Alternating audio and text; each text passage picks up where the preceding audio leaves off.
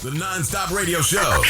Non-stop hip-hop. The hottest underground hip-hop and R&B show on this side of the net. Yes, ladies and gentlemen, welcome back to the show here tonight. Definitely want to say thank you to each of you for taking the time out of your busy schedule to tune in here tonight as EJP Entertainment presents the Artist Spotlight. And tonight's Artist Spotlight is brought to you in part by none other than MJ's Hip Hop Connects, ladies and gentlemen. So with that said, we're going to take a quick pause and we're going to hear a word from tonight's sponsor of this segment. Check it out. Need to boost your career? Looking for a radio booking agent or publicist? How about a public and artist relations and development extraordinaire? Look no further. Globally, we got a writer and journalist, MJ Savino, representing MJ's Hip Hop Connects. Your one-stop shop for promotion, marketing, artist relations, and artist development. Contact us for a complete list of services, prices, and packages. Follow MJ's Hip Hop Connects on Facebook, Twitter, Instagram, and SoundCloud at MJ's Hip Hop Connects, and that's CONNEX. Serious inquiries only. And with that said, ladies and gentlemen, we want to say thank you to tonight's sponsor of this segment, MJ's Hip Hop Connects. And once again, you can go check them out at www.mjshiphopconnects, spelled CONNEX.biz, ladies and gentlemen. And tonight's Artist Spotlight promises to be a good one here tonight, ladies and gentlemen, because on the line here with us, we have our special guest calling in from Long Island, New York. Ladies and gentlemen, please help me welcome to the show, LSJ. Yo, LSJ, what's good, homie? How you? How's everything? Not too bad. And I don't mean to be that guy, but it's LJS. LJS, my fault, man. Yeah, all good. Yeah, we don't get that many guests that come up here with 3 letters in their name and whatnot. So that's my bad on that behalf. Cause I sat there and I was looking right at the name, and I still said LSJ. My bad, man. So it's LJS, ladies and gentlemen. Let's make sure we put some respect on that man's name here tonight. But definitely want to say thank you and welcome you here to the show. How's everything with you, man? Man, I can't complain, and I want to say thank you for having me as well. It's a pleasure to be here, and pleasure to be on the show. But other than that, man, just vibing, just trying to live life day by day. How about you? That. Yo, the same, man. Just taking life one day at a time, man. Trying to maneuver through this thing we call life, and just trying to keep a smile on my face as I do. So you already know what it is, man. But once again, we want to say thank you for taking the time out of your busy schedule to rock out here with us tonight. And with that said, when we normally start this segment off, we would like to give our guests the opportunity to introduce themselves to the audience out there listening. So if you would, man, the floor is all yours. Word. My name's Joe, but I go by LJS, and I'm just I don't know. I guess I'm somewhat lost in life, just trying to find my own path as the days go by. Mm-hmm. But I'm kind of just like a regular person, just like everybody else. Wake up, go to work, come back, do what I got to do, and then on my free time, I'll probably be playing some video games or basketball, maybe hanging out with some friends. But yeah, man, other than that, I'm just an introverted type of person. I can dig that, man, definitely. So getting back to your name real quick, LJS, what made you choose that name for a moniker for your your hip hop name and all that?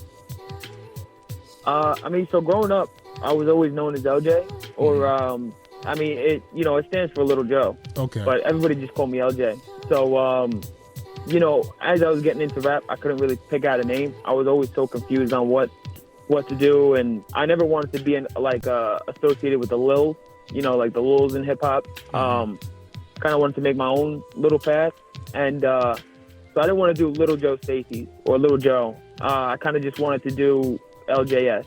So that the L stands for little, but I prefer LJS because I'm not trying to be like a little type / mumble rapper kind of person, if that makes sense. Nah, I can definitely understand that, man. We do appreciate that, man, because it's like everybody especially these new generational rappers, everybody got a little this or a young that or some kind of, name that everybody is using. So I like the uniqueness in picking out, just going with, the syllables, well, not the syllables, but the first letters of your name and all that good stuff, man. So that's definitely a good look though, man. So with that being said, man, we hear that, you here doing your thing and all that good stuff. You got your new EP that's about to, break way real soon and all that stuff, or is it out already? Yeah, actually, it came out September 9th, I believe, if I'm not mistaken. But yeah, it's making its rounds. I haven't really checked the stats or, the views on it, just because personally I'm not like that. I'm kind of like, let it speak for itself, or, me personally, I know if I look at it and it's not what I expect it to be, I'll start like getting discouraged and really just get up in a whole negative kind of space. So I like to stay away from looking at it. But, from what I hear from other people and, from what other people tell me about it, because, my producer will look at it here and there and he'll get back to me. But, from what I hear, I think it's doing pretty well. Definitely better than I expected. So, no frowns over here, all smiles.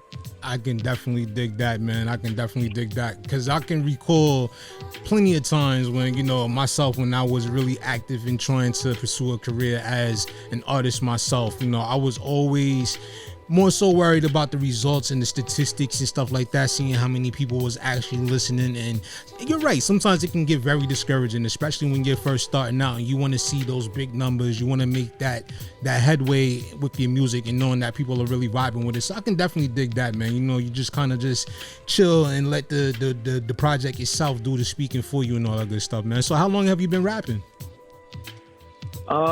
Honestly, I've probably been rapping for about 2 years, maybe a little over, but, definitely 2 years. I'm not sure the exact amount of time, but, I know it hasn't been my whole life, if that makes sense. No, it makes a lot of sense. Now, when you say 2 years, is that 2 years as far as the time you decided to start taking this series, or 2 years meaning that you actually started picking up the pad and the pen and rapping, 2 years ago? 2 years, like actually picking up the pen and the pad. When I picked it up, I decided that I wanted to take it serious. Just at that stage, I wasn't like prepared to do what I knew had to be done at that time. So, for the first year and a half, I was studying. All I would do was just listen to different rap records, like so many different artists.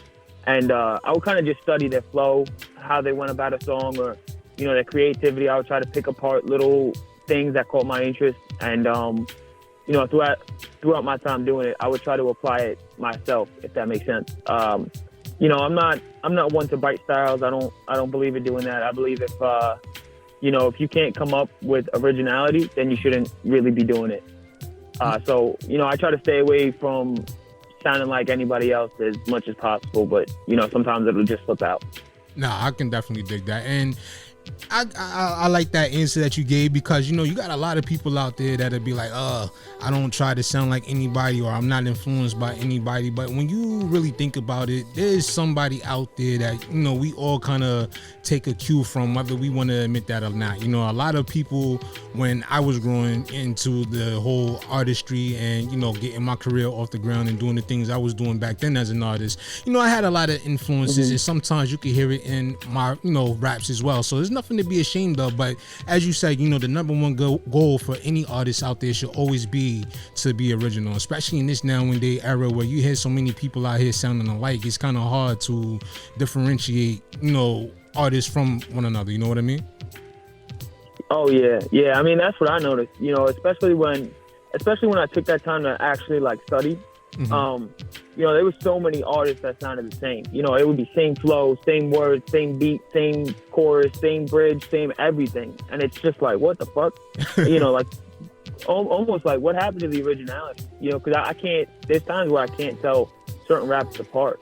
And personally, I don't like that, because I believe this is an art and you should be original. You should take pride in the stuff you put out, if that makes sense. No, that makes a whole lot of sense. And you're absolutely right, because, you know, I get a lot of people that hits me up, you know, especially like around the time when like really like the trap rapping and the mumble rapping started to take the forefront in the hip hop community.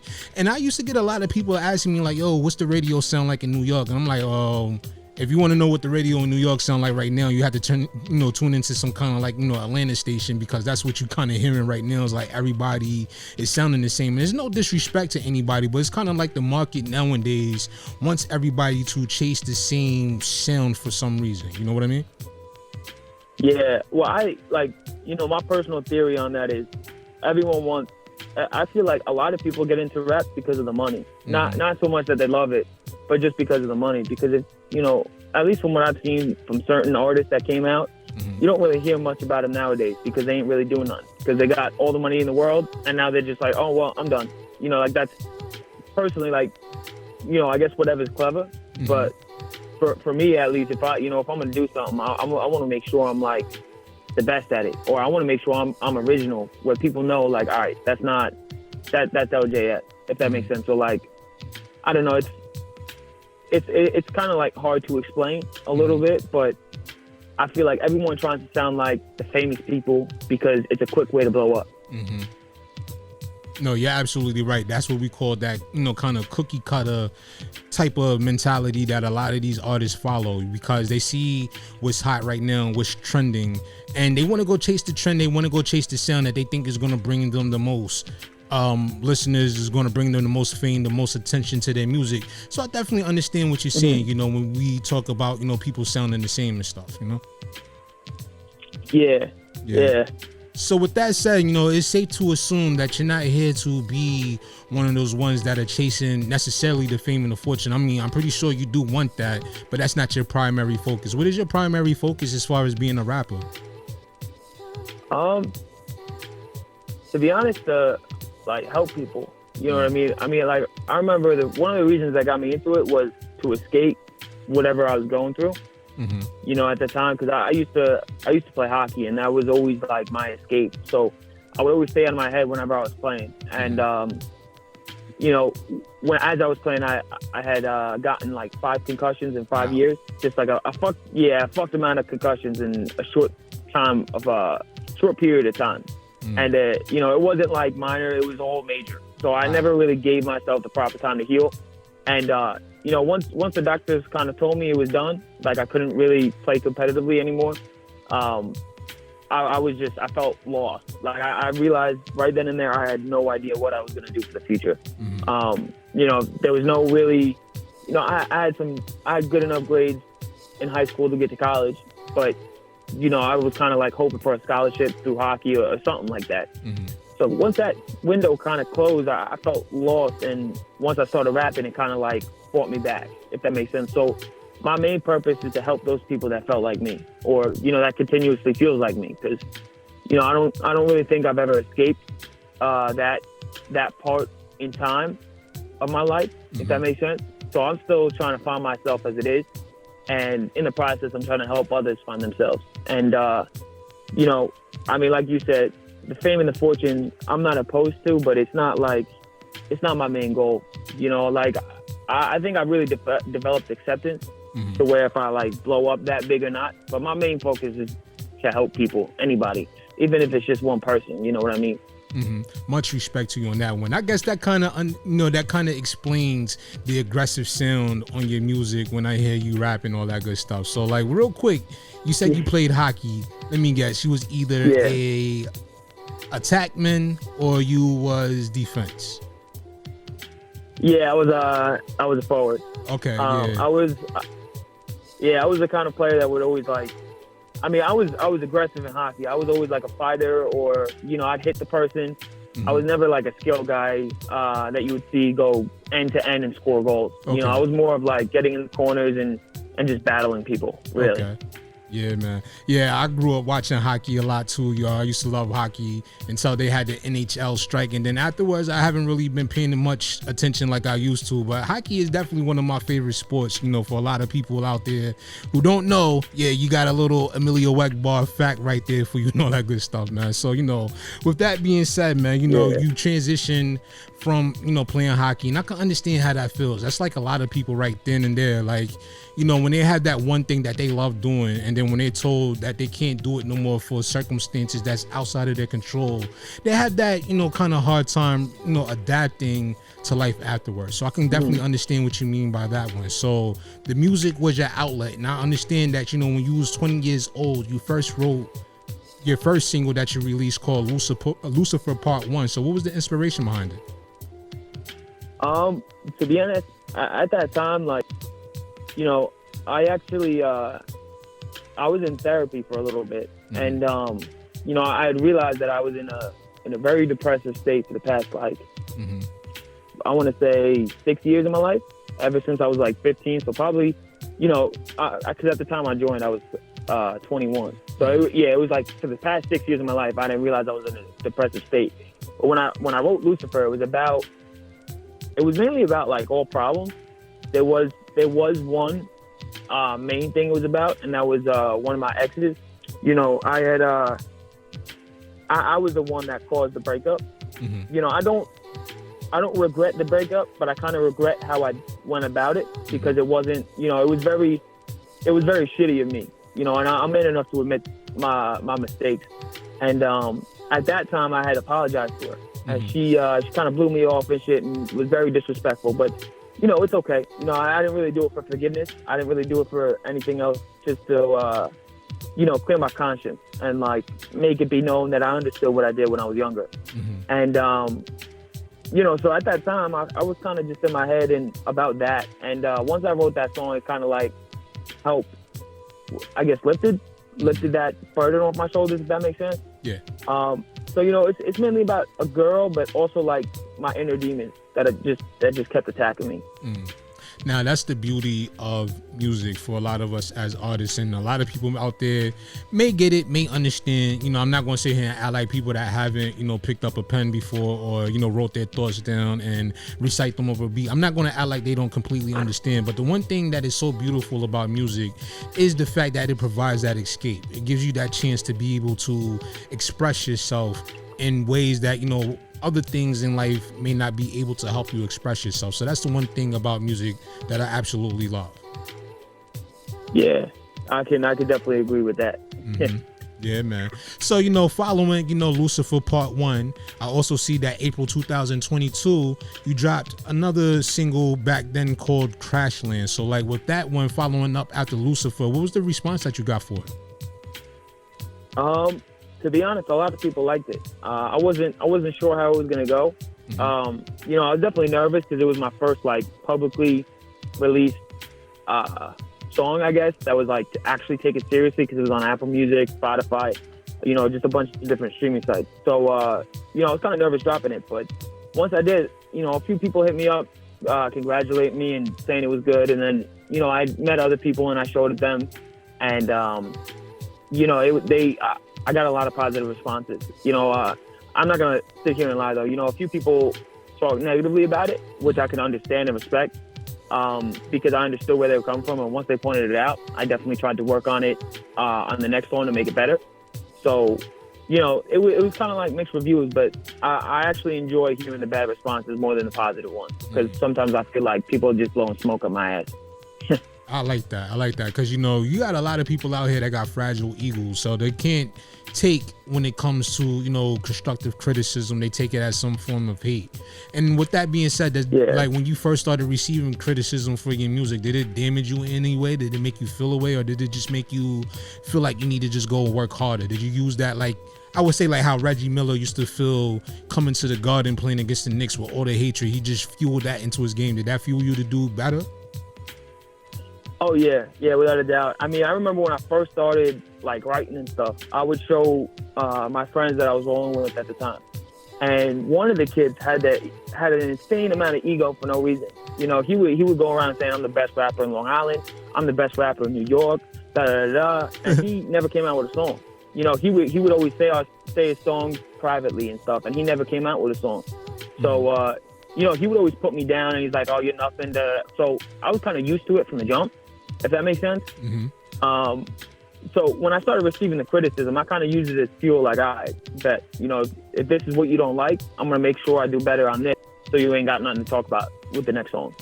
And, you know, a lot of people that threw mindless hate, because I can kind of decipher what makes sense and what doesn't. Like, I remember this one dude came up to me, and I would hear his songs, and he just could not flow. Or there was a thing he did with the song, and it just did not sound right. And I knew it just because I would always study. I would always study the emotion and cadence and everything about a single track. So when I heard it, I started studying it. And he would tell me things that he said he was doing that didn't make sense. And I'm like, well, you know, you're saying I didn't do this, but it's right here. And I would pick it out, and he would just sit there and look so stupid. You know, so I enjoy doing that to people. If I know it's like a mindless comment that doesn't make sense, I'll specifically point it out. And in the next song, I'll make sure I do even better than I did when I pointed it out, if that makes sense. So it's definitely like Reggie Miller in the Garden, 100%. Oh yeah, respect. Now let me ask you, and I gotta ask you, cause like having this conversation right now, you kind of bringing out the competitor in me. So let me ask you, with this guy, you know, walking around feeling like he's the best rapper in New York, please tell me you stepped to him and battled him. To be honest, at the time, he was doing it a lot longer than I was. So, you know, I don't think my skills were there enough to battle him, if that makes sense. Because I'm gonna be honest, that would have got my ass whooped. But you know, I haven't seen him since. And there's times where, like, I mean, nowadays the beef is pretty much, if I see him, I'll swing on him just because he did some, you know, fucked up shit. Yeah, but I'm so down to battle him. And you know, I'm not opposed to. I'll admit if I get my ass whooped. You know, I'm man enough and confident enough to admit when I got beat or someone's better than me. You know, and whenever I do find someone better than me in certain areas, I try to work with them or like pick their brain about how, you know, if I hear someone's flow is better than mine, I'll pick their brain and be like, all right, yo, like what made you think of doing it like this? Or like try to understand how they did certain things so I could try to learn what they did, if that makes sense. Oh yeah, it makes a whole lot of sense. And you know, I just want everybody out there to know I'm only joking around. I'm not trying to incite or instigate any situation. It's just, you know, having a little fun with the conversation, all that stuff. But hey, if you down to battle him and he's down to battle you, let's set it up right here on this platform. We would love to have you two come on here and trade some balls back and forth with one another. Would you be down to do that? Oh yeah, I mean, to be honest, I would be down to do that. You know, but with the way he moves, like he likes to smoke a lot of weed. You know, and he just doesn't really do anything with his life. Like, I remember, and I'm not trying to shit on him. That's why I'm not really bringing out names. I'm not that type of person to get on, like, social talk shit. Like, I'm the type of person, if I got a problem with you, I'll say shit to your face. Right. I don't do all that subliminal shit. But, you know, he doesn't really do anything with rap. He'll talk about it, he'll talk, and he just doesn't really do anything. And, you know, so to be honest, I really don't think he would accept if that would ever happen.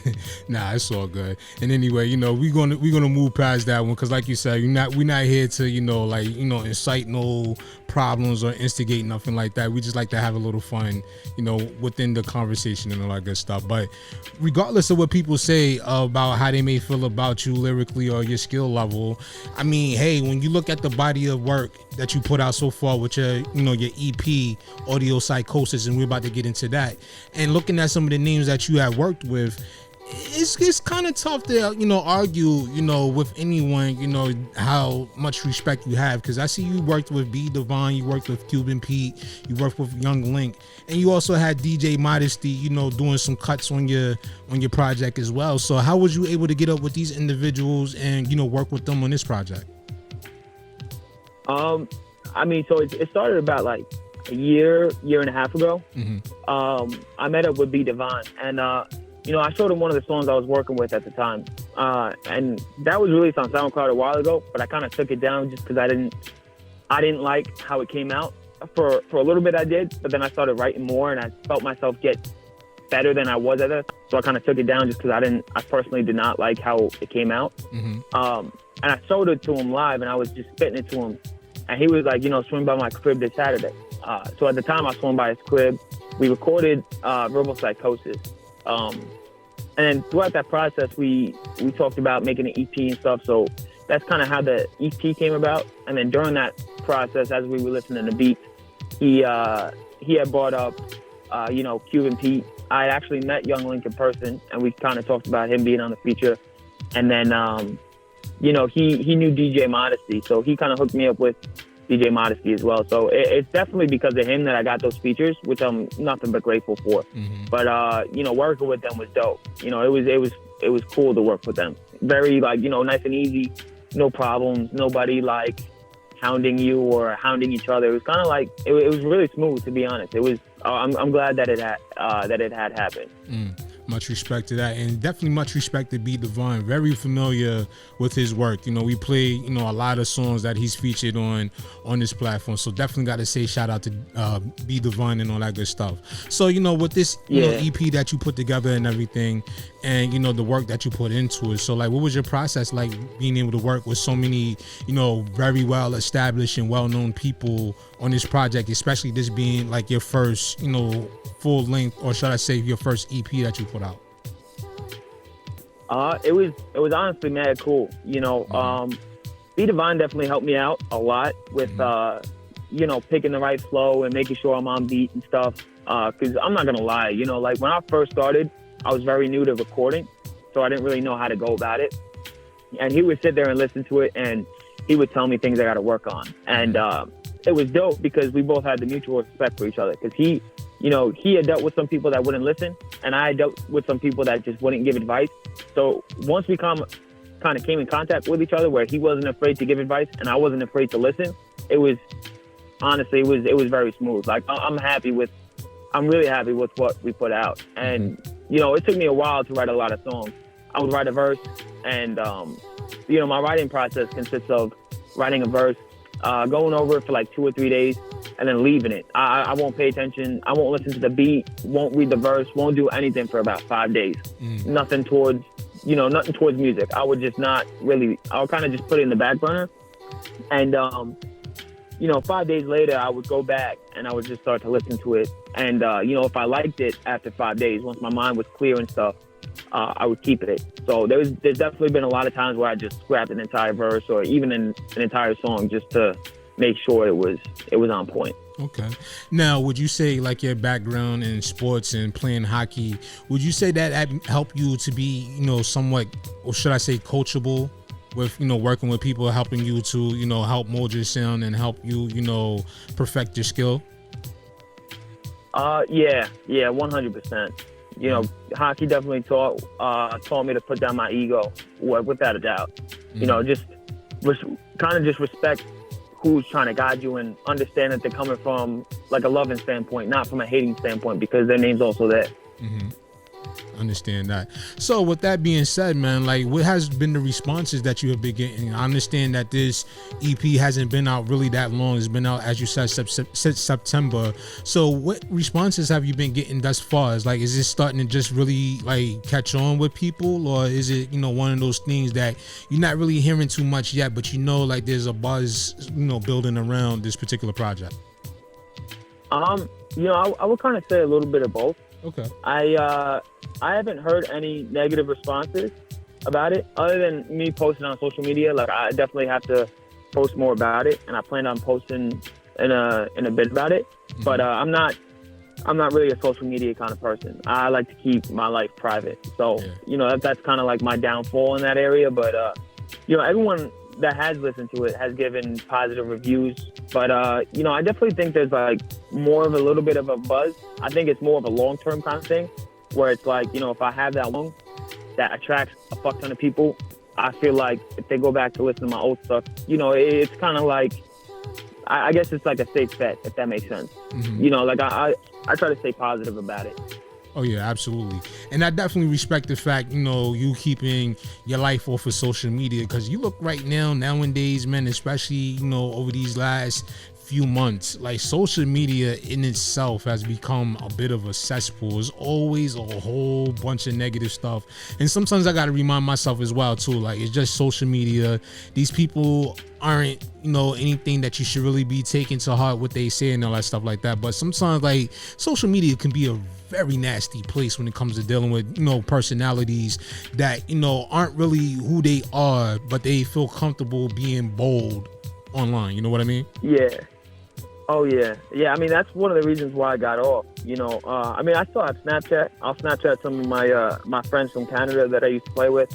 Mm-hmm. But other than that, I just stay off social media. If I post something, it's about music. I've actually been in a few interviews where DJs or like the host would say, like, we tried to find a picture or anything about you and we can't find anything. And I'd start laughing, because that's when I'd say, like, I hate social media. I think it's like it's a very bad place, because people only post about the good.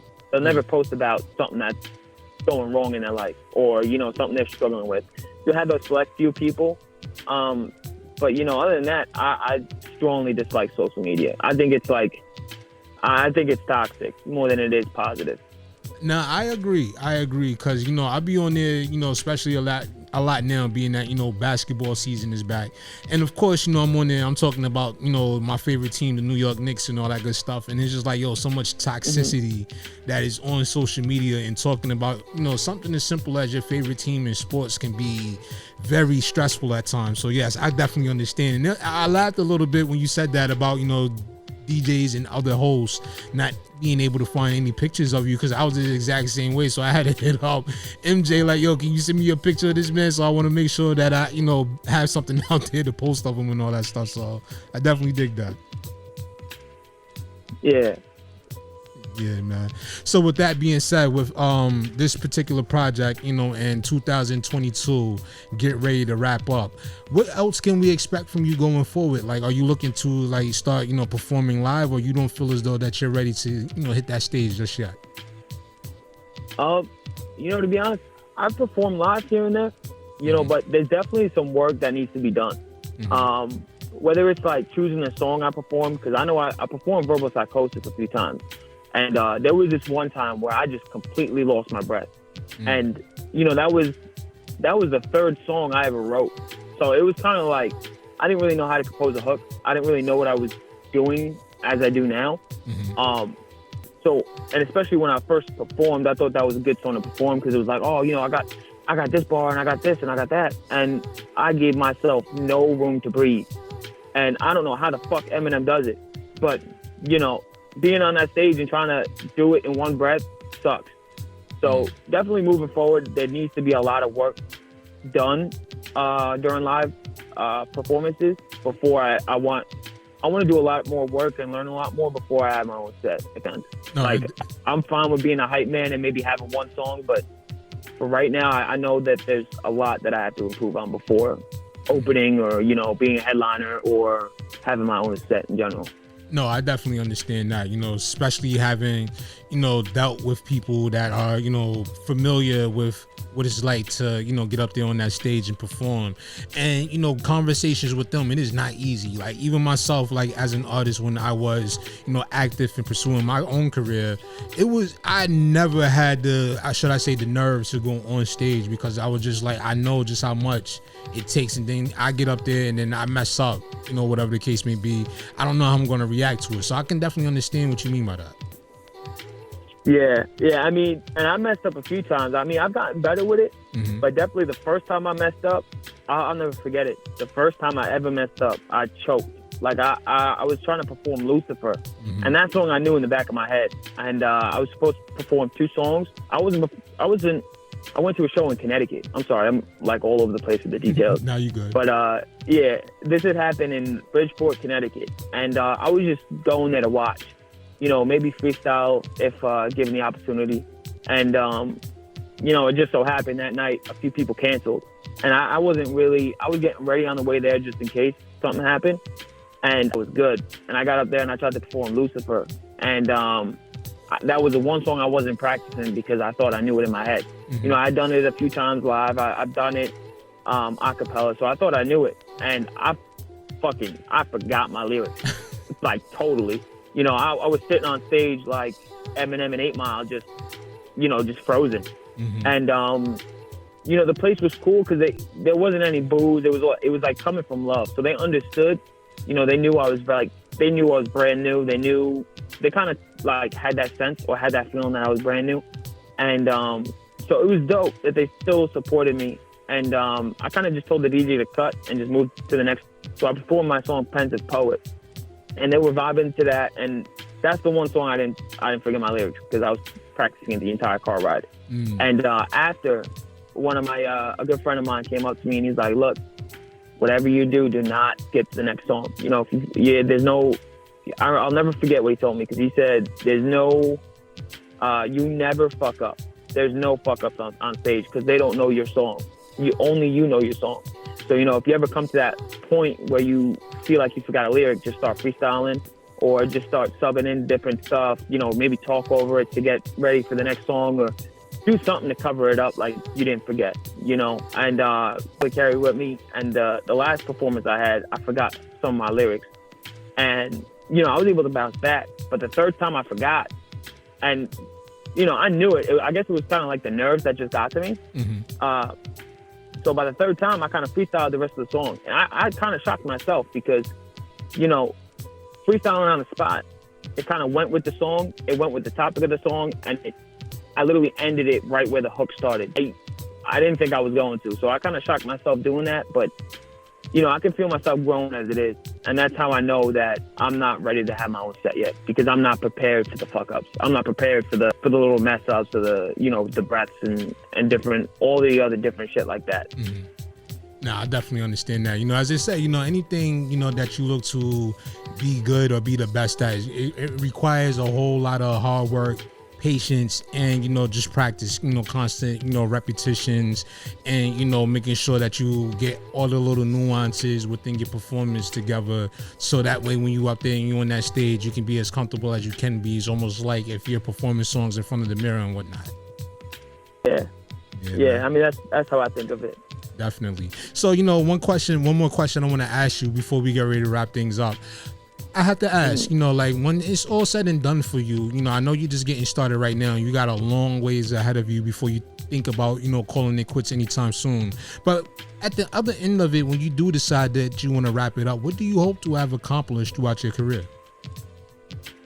To be honest, I never really thought of that. You know, I'm kind of like, I mean, I remember when I was younger, I would obsess about the future and the past. And, you know, being in therapy and stuff kind of like helped me enjoy the moment I'm in right now, kind of like enjoying the journey rather than the destination. And, you know, so I haven't really thought about what I wanted to accomplish. I guess really anything. You know, if I blow up, that'd be a dream come true. You know, if I have a lot of fans or whatever, I guess my main goal is to be successful, if that makes sense. Oh yeah, it makes a whole lot of sense, man. You know, not successful meaning like billions of dollars and like, you know, a boatload of fame, but just kind of like taken seriously, you know, respected as an artist. And I don't know, I guess just like successful, no regrets on what I did to get to where I go, I guess, if that makes sense. No, it makes a whole lot of sense, man. And with that being said, man, we definitely want to say thank you, you know, for taking the time out of your busy schedule to call in here and rock out with us and, you know, share this amazing story with us, man. We definitely do appreciate it, though. But with that being said, before we get ready to wrap everything up, for the people that are looking to get their hands on, you know, audio Psychosis, they want to listen to more of your music or they want to book you for a show, how can they get in contact with you? You know, I mean, you guys can hit me up on Instagram, LJS Official. My Twitter is LJS Official 1. Facebook is Joseph Stacy's, Stassys is how you spell it.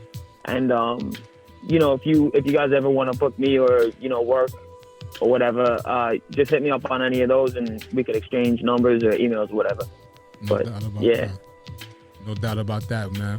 Well, LJS, we thank you once again, man. And for everybody else out there, keep it locked and stay tuned because we're about to go through some joints from off of the Audio Psychosis EP. And you know what? With that being said, man, how about you choose the song that we play next and we'll go from there, man. What do you want the people to hear out there? Oh, that's a tough one. Yeah, only because like I have my personal favorite, and then I know a lot of people have their personal favorite. I tell you what, how about we give them your personal favorite and we give them their favorite. How about we do it like that? Yeah, that's perfect. So my personal favorite is We Up. You know, it's more of a hockey song, and everyone that I've shown the album to or the EP has liked Verbal Psychosis a lot. So yeah, I guess those two songs would be dope. Well, there it is, ladies and gentlemen. Keep it locked and stay tuned right here, because up next, we about to hit you with two joints back-to-back from off of this Audio Psychosis EP. Up next, we got We Up. Then we're going to follow that up with Verbal Psychosis. So keep it locked right here to the show, folks. It's your boy, EMillio EgBar, and I'll be back with much more right after this.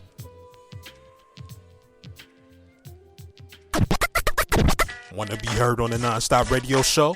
Send us your submissions in MP3 format at Let's Network Musically 212@gmail.com. This is Non-Stop Radio.